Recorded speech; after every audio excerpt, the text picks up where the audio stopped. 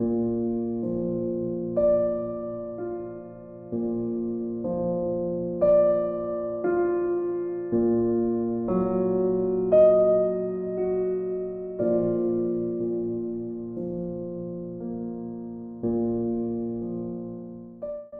the beginning, all literature was voice. That is, what we call literature started out in every culture as voiced, as actual speech, song, or chant. In literacy, voice loses its place and becomes lost. In electricity, the metaphor of voice appears to find its home again. Electricity is the third apparatus. It does not replace orality in literacy. Rather, it supplements the two existing apparatuses as a third apparatus for new invention in our culture and industries. Electricity is also a space for new invention within the FYC classroom. Voice is a common metaphor within the field of rhetoric and composition, though it has expansive interpretations and contention regarding FYC pedagogy. Voice is also a space for new invention within the FYC classroom. Gregory Ulmer recognizes that with the advent of electricity, so too there must be an advent of a new pedagogy in FYC classrooms. A pedagogy of emotion, body, reaction, and pleasure, a mode of learning that invites laughter, touch, anger, idiocy, and visceral expression, deeply feeling as an avenue to invention of new knowledge.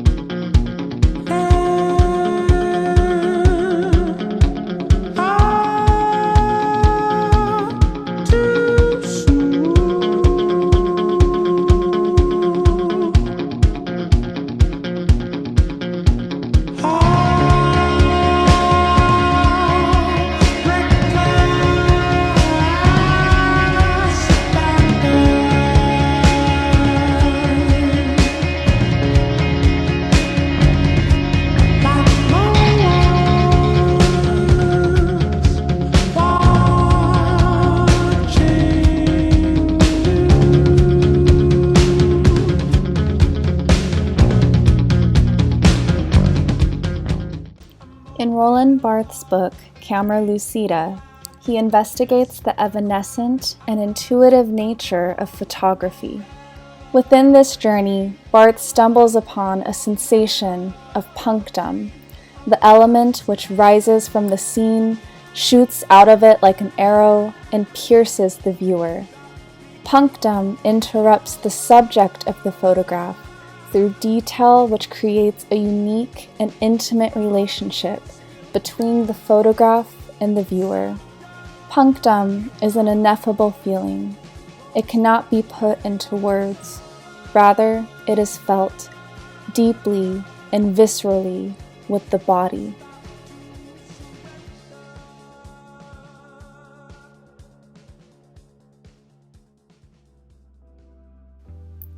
One illustration of punctum is intuition, one's inner voice, which we often rely on to navigate our intertextual worlds.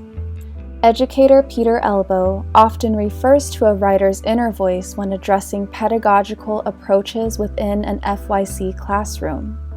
He particularly recognizes the deeply integrated relationship between this inner voice and our physical body. If we write it the way the body wants it, in other words, I want to say the two most important organs for writing are the mouth and the ear. So if we have something we're trying to say and it's complicated and we're trying to understand it, if we keep fiddling with it and fiddling with it and fiddling with it until it feels comfortable in the mouth and sounds right in the ear, it's going to be clear to readers. We can trust our ears and our mouth when writing because we will hear if something is not right. We will feel this with our bodies, and our bodies will know something is off before our brain does. This is felt knowledge. This is electrate knowledge. A common form of bodily electrate knowledge, an intuitive moment of our inner voice inventing knowledge before our brain can, is the familiar and modern electrate reaction within today's internet culture. Cringe. Cringe, the feeling Dahl describes as the intense visceral reaction produced by an awkward moment, an unpleasant kind of self-recognition where you suddenly see yourself through someone else's eyes. It's a forced moment of self-awareness, and it usually makes you cognizant of the disappointing fact that you aren't measuring up to your own self-concept. Cringe is the electric shock, the emotional punishment for being awkward. It enforces the limits of socially acceptable behavior by wounding the ego, and memories of your cringy moments are often just as painful as the moments themselves. Cringe is a familiar bodily reaction within our electrate age of the internet, social media, and participatory culture. To engage online with others is to understand the feelings of cringe. Most often, we cringe when we are embarrassed on behalf of others in their lack of awareness about how they present themselves, or when we are embarrassed of ourselves for our self-presentation failing to match our self-perceived image. This embarrassment begins in our bodies. As Elbow says of an inner voice, we feel that something is not right. Like punctum, the ineffable wounding of a subject's intimate details, cringe wounds our rhetorical self-perceptions, and therefore offers an entryway into investigation.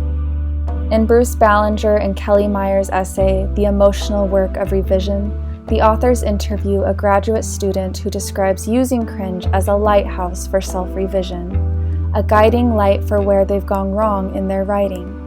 Their ear and their mouth catch all the cringe moments of writing felt physically within their body, which allows a specific point of examination and self-reflection for the writer.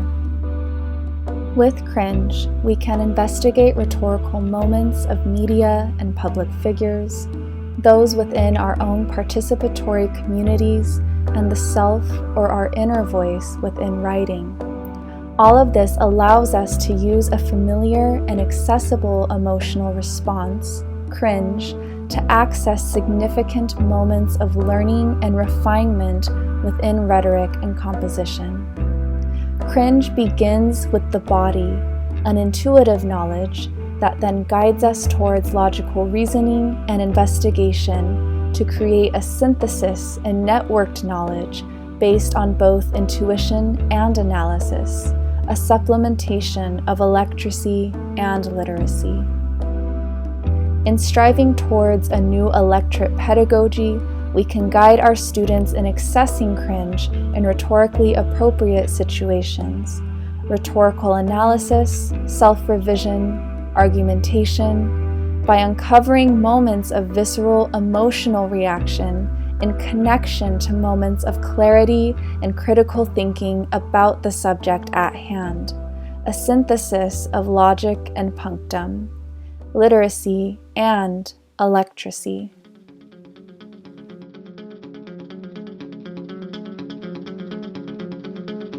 Swing.